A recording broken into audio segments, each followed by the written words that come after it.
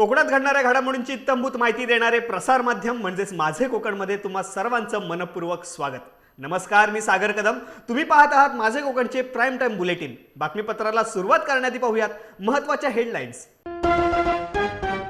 राष्ट्रवादी काँग्रेस पक्ष आणि चिन्ह अजित पवारांकडे। महाडमध्ये अजित पवार गटाचा जल्लोष, कार्यकर्त्यांनी पेढे वाटून साजरा केला आनंद। मराठा नेते मनोज जरांगे पाटील नवी मुंबईच्या दौऱ्यावरती, पत्रकारांशी संवाद साधताना छगन भुजबळांवरती साधला निशाणा। रायगड जिल्ह्यातल्या वडखळ येथे लॉज व्यवस्थापकाची गळा चिरून हत्या, वडखळ येथील घटनेने खळबळ। आणि एका वर्षातच नळ पाणी योजनेच्या विहिरीला गळती, खेडमध्ये राष्ट्रीय पेयजल योजनेचे लाखो रुपये पाण्यात, ठेकेदाराला काळ्या यादीत टाकण्याची ग्रामस्थांची मागणी। आता पाहूया सविस्तर उत्तर। राष्ट्रवादी काँग्रेस पक्ष कुणाचा याबाबत निवडणूक आयोगाने आता ऐतिहासिक निर्णय जाहीर केला आहे। शरद पवार गटाला जोरदार धक्का देत अजित पवार गटाला राष्ट्रवादी काँग्रेस नाव आणि घड्याळ चिन्ह बहाल केले आहे। या निर्णयाचा आनंद अजित पवार गटाकडून रायगड जिल्ह्यात सर्वत्र साजरा होत असतानाच महाड शहरात देखील छत्रपती शिवाजी महाराज चौकात सर्व कार्यकर्त्यांनी हा आनंद व जल्लोष साजरा केलाय। यावेळी छत्रपती शिवाजी महाराजांच्या पुतळ्यास पुष्पहार अर्पण करून घोषणाबाजी देण्यात आली। फटाक्यांच्या आतिषबाजीत खालूबाजाच्या तालावरती वाजत गाजत एकमेकांना पेढे भरवून सर्व कार्यकर्त्यांनी हा आनंद मोठ्या उत्साहात साजरा केलाय। सर्वप्रथम धन्यवाद।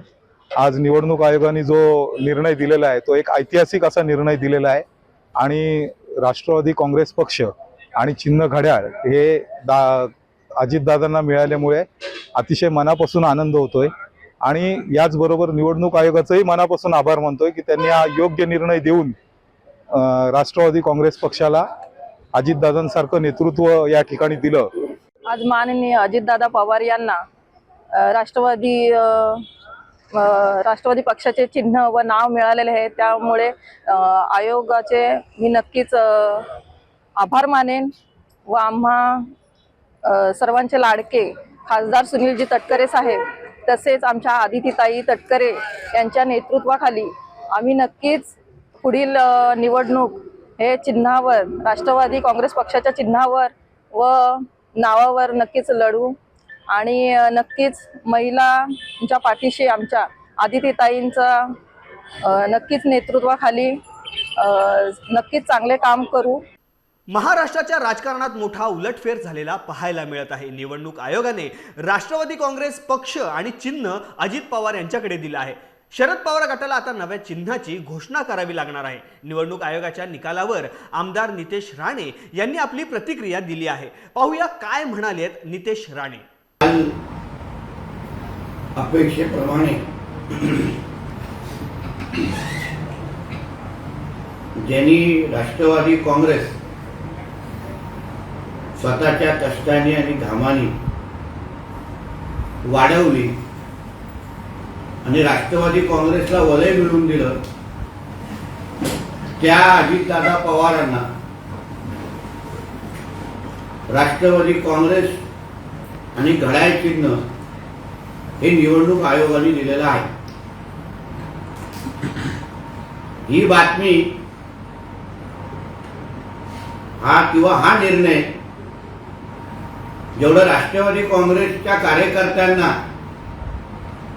सुखावणारा होता, आनंदित करणारा होता, त्याच्यापेक्षाही जास्त संजय राजाराम राऊतला सुखावणारा आहे।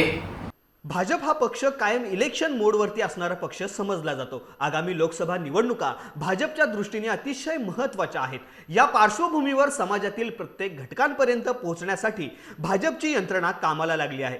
त्यातच आता ग्रामीण भागासाठी गाव चलो अभियान तर शहरी भागासाठी वॉर्ड स्तरावरती अभियानाची घोषणा भाजपने केली आहे। भारतीय जनता पार्टीच्या वतीने देशातल्या 7 लाख गावांमध्ये भारतीय जनता पक्षाचे कार्यकर्ते जाणार आहेत। त्याचाच एक भाग म्हणून मी आज काटोलपासून याची सुरुवात केलेली आहे आणि पारडसिंगा या ठिकाणी मी आज रात्री मुक्काम करणार आहे। या माध्यमातून जी काही जनहिताचे कार्यक्रम आहेत, शासकीय कार्यक्रम आहेत, लाभार्थ्यांना लाभ देण्याचे कार्यक्रम आहेत, असे कार्यक्रम असतील किंवा समाजातल्या विविध घटकांच्या भेटीगाठी असतील, भाजपच्या कार्यकर्त्यांचा मेळावा असेल, अशा सगळ्या गोष्टी या ठिकाणी करणार. सगळेच मतदार महत्वाचे आहे. मतदार ग्रामीण असो, शहरी असो, निमशहरी असो की अगदी सुदूर दुर्गम भागातला असो, प्रत्येक मतदार हा आमच्याकरता महत्वाचा आहे आणि त्या दृष्टीने त्याच्यापर्यंत आम्ही मोदीजींचा संदेश पोहोचवतो. अजित पवार यांना राष्ट्रवादी पक्ष आणि चिन्ह मिळाले यावर शिवसेना उद्धव बाळासाहेब ठाकरे गटाचे आमदार वैभव नाईक यांनी आपली प्रतिक्रिया दिली आहे. निवडणूक आयोगाचा निकाल हा स्क्रिप्टेड असल्याचं त्यांनी म्हटलं आहे. ते खरं तर ती स्क्रिप्टच तयार आहे भाजपची. आपला पक्ष फोडायचा आणि पक्षाचं आपल्याला पाहिजे असेल ती करायचं. खरं तर राष्ट्रवादी खरं तर राष्ट्रीय पक्ष होता. शिवसेनासुद्धा राष्ट्रीय पक्ष, पण शिवसेना महाराष्ट्राच्या बाहेर कुठली निवडणूक शक्यतो लढत नव्हता. असं असताना मात्र राष्ट्रवादीच्या अनेक राज्याच्या जवळ 29पेक्षा जास्त राज्याच्या अध्यक्षांचं पत्र शरद पवारांना होतं. असं असताना सुद्धा हा निर्णय घेतला तो भाजपच्या ह्यानेच निर्णय घेतलेला आहे. मनोज जरांगे पाटील नवी मुंबईतील कामोठे येथे मराठा महोत्सवात आले होते. त्यावेळी ग्रामीण भागातील ओबीसींना माझा विरोध नाही, मात्र त्याला सुट्टी नाही असे म्हणत मनोज जरांगे पाटील यांनी छगन भुजबळ यांच्यावरती निशाणा साधला आहे. राजकारणात जाणार का या प्रश्नावरती राजकारण लय लांब गेलंय. मी व्यासपीठाच्या खुर्चीवर बसेन पण राजकीय नको असे पाटील म्हणाले आहेत. हे बसत नाही मी कुठं, हे त्याचा अर्थ वेगळा आहे की आपण सामान्य घरातून आलेलो आहे. सामान्य लोकांसाठी काम करायचं. श्रीमंत, मध्यमवर्गीय, सामान्य सगळ्याच मराठ्यांच्या लेकराचं याच्यात कल्याण होणार, परंतु समाजानं तो रूल पाडलेला आहे. त्यामुळं मी आणखीन खुर्चीवर बसलो नाही व्यासपीठाचे. ते आता नंतर एकदा अंमलबजावणी समाजाला पूर्ण दिल्याच्या नंतर ही आमची सामाजिक खुर्ची, ती नको दादा आम्हाला. पण जर 5-5 मिळाले तरी 2 करोड मराठी आरक्षणात गेले. सगळ्या सोयऱ्यांचा कायद्याच्या आधी सूचना निघाली राजपत्रित, त्याचे आता कायद्यात रूपांतर होणारे, अंमलबजावणी होणार आहे. त्यामुळे आरक्षणाचा विषय संपणार आहे. फक्त मराठा बांधवांना एकच संदेश आहे, लेकरांना आता मराठ्यांच्या आता शिकून मोठे व्हा, अधिकारी बना आम्हाला तुम्हाला. त्या मी समाज खूप वर्षानंतर एकत्र झाले, खूप कालावधीनंतर एकत्र झालेला आहे. उगाच विनाकारण गैरसमज पसरू नका. जरी काही कोणाकडून चुकलं असेल किंवा तुम्हाला कोणी विचारलं नसेल, तुमचं पेपर टीव्हीला नावाला असेल तर नका येऊ देऊ. परंतु समाजासाठी गैरसमज पसरू नका. एक ताकदीनं आपण सगळेजण लढू. जरा डोक्यातून काढून टाका आणि समाज म्हणून एकत्र बसत नाही ना. ते नाही बसल्यावर मी काय बोला, मी बोलतच नाही त्याच्यावर. ते बाजूला कुकडं बोलत मग मला नाही निघत, कारण मी वाटतच नाही कोणाचे विनाकारण. कारण मी सगळ्या जाती धर्माला धरून चालतो. तुम्ही माझे प्रत्येक स्टेटमेंट 5 महिन्यातल्या करून बघा. एकाही ग्रामीण भागातल्या गोरगरीब ओबीसी बांधवाला माझ्याकडून वाईट शब्द नाही. त्याला मात्र सुट्टी नाही, कारण तो गोरगरिबाचा ओबीसीचा नाही, मराठ्यांचा नाही, ते कोणाचंच नाही. दापोली तालुक्यातील बुरोंडी रोड चांदणी नगर परिसरातल्या गॅस गोडाऊन शेजारी भीषण वणवा लागल्याने भीतीचे वातावरण निर्माण झाले होते. ही आग मंगळवारी दिनांक 6 फेब्रुवारी रोजी दुपारी 3 वाजण्याच्या सुमारास लागली. आगीचे वृत्त समजताच खेड नगरपालिकेच्या अग्निशामक दलाचे जवान घटनास्थळी पोहोचले. संपूर्ण आग विझवण्यात आली. खेड नगरपालिकेच्या अग्निशमन दलाच्या जवानांच्या तुकडीमधील फायरमन श्याम देवळेकर, दीपक देवळेकर, जयेश पवार, प्रणय रसाळ, विद्याधन पवार यांनी लागलेल्या वणव्याची आग विझवली. गॅस गोडाऊनचा धोका आता टळलेला आहे. मुंबई गोवा महामार्गावरती राजेवाडी हद्दीतील सावित्री पुलावरती रात्री 2 वाजण्याच्या सुमारास रत्नागिरीकडून मुंबईकडे जात असताना खासगी बसचा मागील टायर गरम होऊन फुटल्याने संपूर्ण खासगी बस जळून खाक झाली. या बसमध्ये एकूण 22 प्रवासी रत्नागिरीकडून मुंबईकडे प्रवास करीत होते. घटनास्थळी महाड MIDC अग्निशामक दल त्वरित दाखल झाल्याने काही तासातच खासगी बसला लागलेली आग विझवण्यात यश आले आहे. महत्त्वाचे म्हणजे या अपघातामध्ये कोणतीही जीवितहानी झाली नसल्याची माहिती महाड MIDCचे अधिकारी मारुती आंधळे यांनी दिली आहे. या प्रकरणी पुढील तपास महाड MIDCतील पोलीस करत आहेत.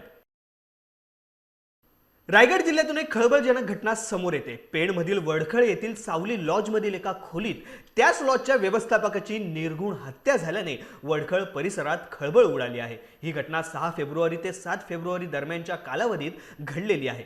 याबाबत पेणचे उपविभागीय पोलीस अधिकारी फडतरे यांनी भेट घेऊन घटनेची पाहणी केली. याबाबत वडखळ पोलीस ठाण्यात भारतीय 302 प्रमाणे गुन्हा दाखल करण्यात आला असून याबाबत अधिक तपास वडखळ पोलीस ठाण्याचे पोलीस अधिकारी श्री पांढरे हे करत आहेत. रत्नागिरी जिल्ह्यातील संगमेश्वर तालुक्यातील करंजारी बाजारपेठेतील विलास बेर्डे यांच्या विहिरीत बिबट्या पडल्याचे मंगळवारी संध्याकाळी 7 वाजण्याच्या सुमारास निदर्शनास आले. त्यानंतर वन विभागाकडून बिबट्याला पिंजऱ्याच्या सहाय्याने विहिरीबाहेर काढण्याचे प्रयत्न सुरू होते. अखेर तब्बल 11 तासानंतर या बिबट्याला विहिरीबाहेर काढण्यात वन विभागाला यश आले. आपल्या विहिरीत बिबट्या पडल्याचे सकाळी 7च्या सुमारास विलास बेर्डे यांच्या निदर्शनास आले. त्यांनी वन विभागाला याबाबत माहिती दिली. त्यानंतर वन विभागाचे रत्नागिरीचे परिक्षेत्र वन अधिकारी प्रकाश सुतार, देवरुखचे वनपाल तौफिक मुल्ला, पालीचे वनपाल गावडे तसेच देवरुख व पालीचे वनरक्षक यांनी घटनास्थळी पिंजऱ्यासह धाव घेतली.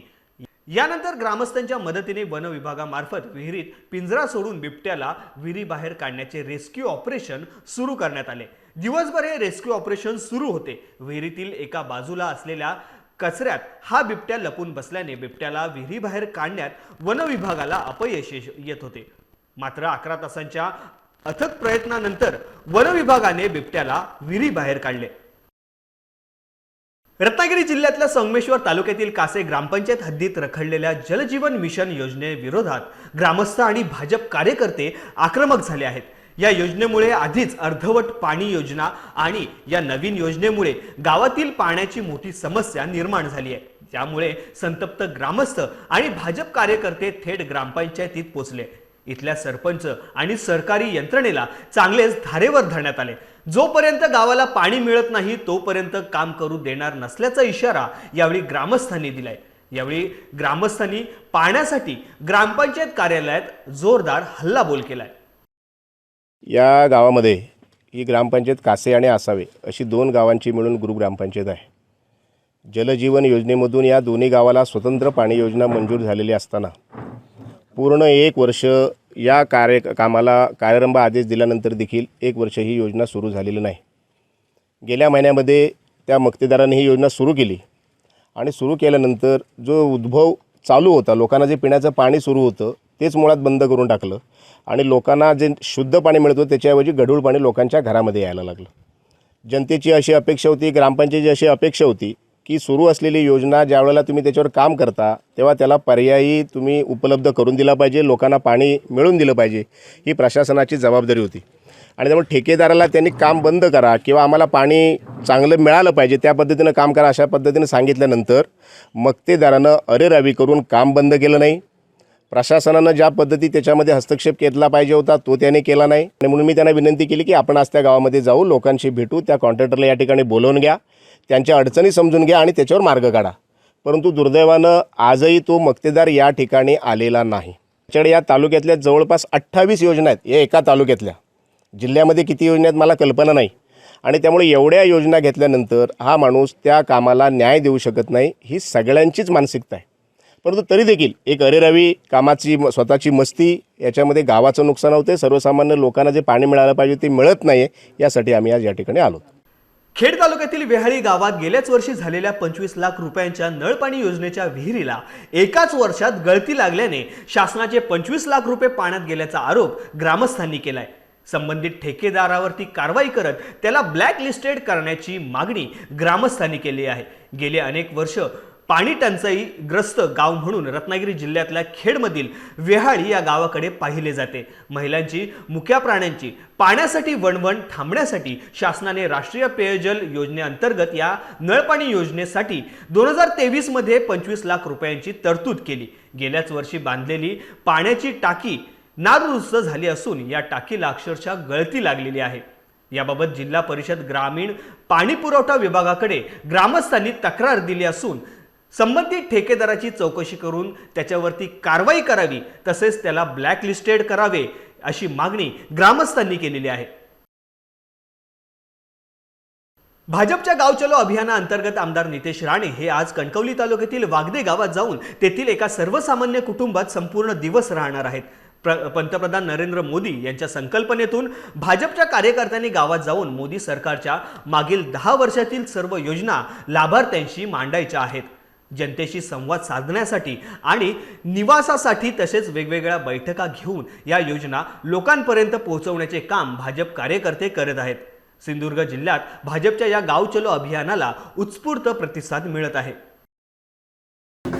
सन्मान्य राणे साहेबांच्या कार्यकर्त्याची खरी ओळख काय असते, तो जो सामाजिक आणि विधायक आणि समाजामध्ये लोकांची जो सेवा करतो आणि जे गुण, हे गुण ज्या कार्यकर्त्यांमध्ये आहेत त्यालाच सन्मान्य राणे साहेबांचा खरा कार्यकर्ता म्हणतात. आणि त्या सगळ्या चौकटीमध्ये आज आमच्या संजय देसाईजींनी एक आदर्श घडवून दिलेला आहे.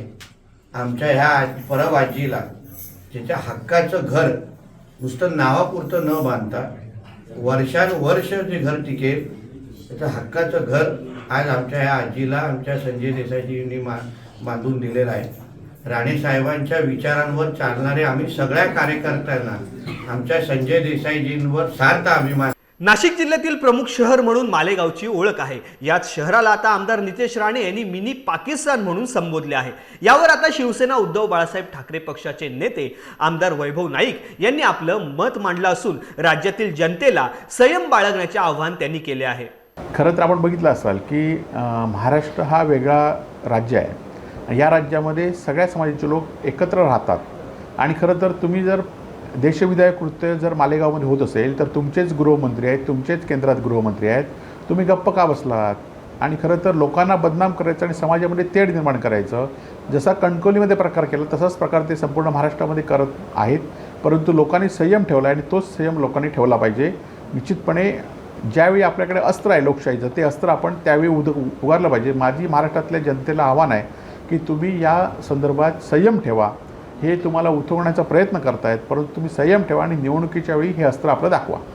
उद्धव ठाकरेंनी सर्वांना भरभरून दिले, मात्र ज्यांना दिले तेच आज उलटे फिरले, अशा शब्दात शिवसेना उद्धव बाळासाहेब ठाकरे पक्षाचे आमदार वैभव नाईक यांनी मंत्री उदय सामंत आणि दीपक केसरकर यांना सुनावलं आहे. खरं तर उद्धवजींनी जे शब्द दिले ते शब्द त्यांनी पाळलेले आहेत. हीच तर उद्धवजींची ख्याती आहे. उद्धवजींनी दीपक केसरकरांना मंत्रिपदाचा शब्द दिला होता. तो दीपक केसरकरांना मंत्री शब्द पहिल्या 5 वर्षात पाळला. त्यानंतर शब्द त्याचवेळी उदय सामंतांना दिला होता, तो शब्द त्यांनी पाळला. आणि त्यामुळे उद्धवजींचा शब्द पाळण्यासाठी जे शिवसैनिकाला करावं लागतं ते आम्ही केलं. आम्ही थांबलो. आम्ही कधी उद्धवजींना सांगितलं नाही की आम्हाला मंत्री करा, किंवा आम्ही कोणी शिष्टमंडळ पाठवलं नाही, किंवा आम्ही उद्धवजींच्या मनामध्ये आमचे मत असतानासुद्धा ते उद्धवजींनी वेळोवेळी व्यक्त करून सुद्धा दाखवलं आहे. परंतु ज्यांना उद्धवजींनी शब्द दिला तर एखाद्या नेत्याने शब्द पाळण्याची जबाबदारीसुद्धा आमच्यासारख्या शिवसैनिकांची असते, ती आम्ही पाळली. परंतु हे आता कशा पद्धतीने विचारी बोलत आहेत आणि त्याचा खरं तर मनस्ताप उद्धवजींना होत असेल, तो मनस्तापाची किंमत त्यांना नक्कीच मोजावी लागेल. महाराष्ट्र राज्य परिवहन महामंडळाच्या एकूण 5,000 डिझेल गाड्यांचे येत्या 3 वर्षांमध्ये LNG वाहनांमध्ये रूपांतर करण्याचा निर्णय घेण्यात आलेला आहे. या संदर्भात महाराष्ट्र राज्य परिवहन महामंडळाने दिलेल्या माहितीनुसार 3 वर्षांमध्ये एकूण 6 टप्प्यांमध्ये हे रूपांतरण करण्यात येणार आहे. या योजनेअंतर्गत संपूर्ण 5,000 बसेसचे रूपांतरण झाल्यानंतर दरवर्षी महामंडळाचे सुमारे 234 कोटी रुपयांची बचत होण्यास मदत होईल. राज्यातील 90 आगारांमध्ये LNG इंधन भरण्याची सोय करण्यात येणार आहे. डिझेलऐवजी LNG इंधनाच्या वापरामुळे तुलनेत प्रदूषणात सुमारे 10% घट होण्यास मदत होणार आहे. हरित परिवहनाची संकल्पना राबवण्यासाठी डिझेलऐवजी पर्यायी इंधन वापरण्यासाठी पुरवठा करण्याची किंग्स गॅस प्रायव्हेट लिमिटेड बरोबर समंजस करार केलेला आहे. यामध्ये परिवहनासाठी LNGचा वापर व पुरवठा याचा समावेश करण्यात आला आहे. बस गाड्या LNG मध्ये रूपांतरित करणाऱ्या कंपनीला त्याची देखभाल करावी लागणार असून त्यांच्या देखभालीचा खर्च महामंडळाकडून देण्यात येणार आहे. सालाबादप्रमाणे यावर्षीही श्री शिवसमर्थ रिक्षा चालक मालक संघ शिवतर रोड खेड यांच्या वतीने गुरुवार दिनांक 8 फेब्रुवारी 2024 रोजी श्री सत्यनारायण महापूजेचे आयोजन करण्यात आले आहे. तरी भाविकांनी मोठ्या संख्येने उपस्थित राहून दर्शनाचा आणि तीर्थप्रसादाचा लाभ घेण्याचे आवाहन आयोजकांच्या वतीने करण्यात आले आहे. संपूर्ण रोहा नगरीत श्री धावीर चषक एक मानाची क्रिकेट स्पर्धा मानली जाते. दरवर्षी ही स्पर्धा श्री धावीर मित्र मंडळ यांच्या वतीने भरविली जाते. या स्पर्धेचे प्रथम क्रमांक 1,60,000 रुपये, द्वितीय क्रमांक 80,000 रुपये इतके असते. त्याचबरोबर आकर्षक चषक सुद्धा असतात. रोहातील प्रत्येक क्रिकेटपटू या स्पर्धेची वाट पाहत असतो. या वर्षी झालेल्या स्पर्धेमध्ये रोह्यातील वरसे ग्रुप ग्रामपंचायत मधील स्वयंभू भुवनेश्वर संघाने उपविजेते पदक पटकावले. 80,000 रुपये आणि आकर्षक चषकावरती आपले नाव कोरले. या विजयामुळे संपूर्ण भुवनेश्वर मध्ये एक उत्साहाचे वातावरण पाहायला मिळाले. भाजपच्या दक्षिण रायगड महिला जिल्हाध्यक्षा हेमांगी मानकर यांनी आपला वाढदिवस कोणताही गाजावाजा न करता वृद्धाश्रमात साजरा केलाय. दक्षिण रायगड महिला भाजपचा चेहरा म्हणून ओळख असलेल्या हेमांगी मानकर यांनी आपल्या वाढदिवसाच्या निमित्ताने माणगाव येथील माऊली रुद्राश्रमाला भेट देऊन तेथील वृद्ध नागरिकांची आपुलकीने विचारपूस केली। तसेच त्यांना ब्लँकेट व खाऊचे वाटप करून त्यांच्यासोबत आपला वाढदिवस साजरा केलाय। या प्रसंगी भाजप तालुका सरचिटणीस खेळू वाजे, उपतालुका अध्यक्ष महादेव आरडे, भाजप महिला जिल्हा सदस्य सरिता जाधव, सविता सुतार आदी मान्यवर उपस्थित होते। जॅक अँड जिल इंग्लिश मीडियम स्कूल पालीचे वार्षिक स्नेहसंमेलन चिमुकले उत्सव मोठ्या उत्साही वातावरणात साजरा करण्यात आला। संचालिका प्रभा द्रविड यांच्या अथक परिश्रम आणि मार्गदर्शनाखाली स्कूलची यशस्वी घोडदौड सुरू आहे। या कार्यक्रमानिमित्त विविध शैक्षणिक, सांस्कृतिक आणि मनोरंजनात्मक कार्यक्रम घेण्यात आले। यावेळी चिमुकल्यांनी केलेल्या नृत्याविष्कारांचे सादरीकरण थक्क करणारे होते। चिमुकले विद्यार्थ्यांची वेशभूषा, त्यांचे धाडसी नृत्य सादरीकरण पाहून सर्वांनीच उत्स्फूर्त दाद देत कौतुक केले। यावेळी माता पालकांचा देखील संचालिका प्रभा द्रविड यांच्या हस्ते सन्मानचिन्ह देऊन गौरव करण्यात आला। प्रभा द्रविड मॅडम यांनी इंग्लिश मीडियम स्कूल स्थापन करून पालीमध्ये विद्यार्थ्यांना संस्कार आणि दर्जेदार शिक्षण देण्यावरती भर दिला आहे। आपल्या हातातून शिक्षणासारखे राष्ट्रहिताचे पवित्र आणि चांगले काम व्हावे या उदात्त हेतूने त्या नेहमीच निस्वार्थी आणि प्रामाणिकपणे झटत असतात।